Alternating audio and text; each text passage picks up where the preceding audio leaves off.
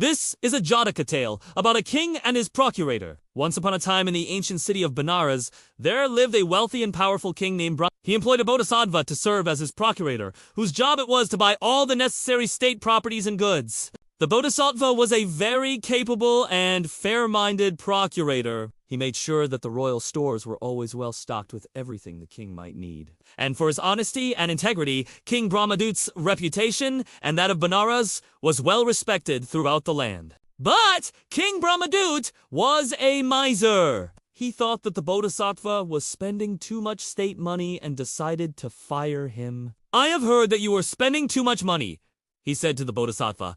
"I cannot tolerate such You are dismissed from your position as my procurator?" The bodhisattva bowed before the king and accepted his fate. Then the king appointed a random, foolish attendant as the new procurator, hoping that he would be more frugal with the state's money. And so the new procurator set about his duties, quickly earning a name for himself by offering incredibly low prices for goods. Merchants had to sell their wares to him at a loss, and the quality of goods declined, and Benares lost its good name. He also bought a lot of useless things, so the royal store became cluttered and he could not foresee what commodities would be needed. One day, a merchant arrived from a neighboring kingdom with 500 horses for the king. The new procurator came to inspect them and said, "These horses are magnificent, but I cannot offer you a high price, because my king is very thrifty. In fact, all I have to offer you is this measure of rice." The merchant was aghast.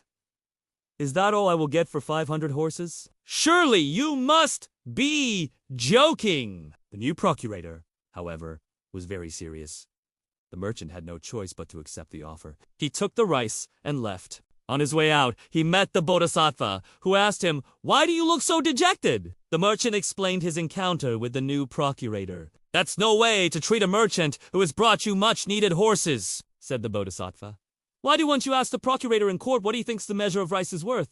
The merchant liked this idea and went to the court the next day. The bodhisattva stood before the king and asked, "Your Majesty, yesterday your procurator bought 500 horses from me and gave me this measure of rice in return. I would like to know what this measure of rice is worth according to your procurator." The new procurator stood up proudly and declared, "This measure of rice is worth the entire kingdom of Benares." The whole court burst into laughter. Even the king had to smile at his foolishness. At that moment, the bodhisattva knew that his time had come. He stepped forward and said, "Your Majesty, I understand that you are amused by the man's answer.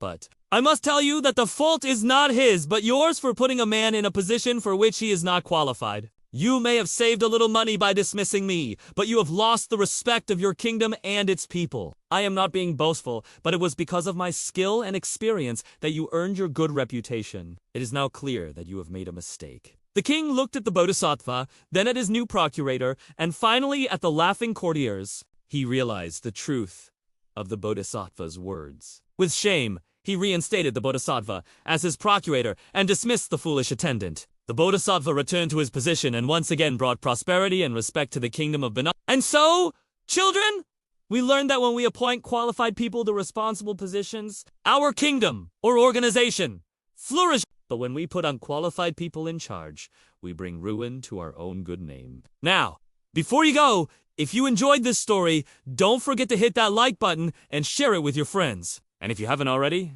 please subscribe to our channel and turn on notifications so you never miss any of our new stories.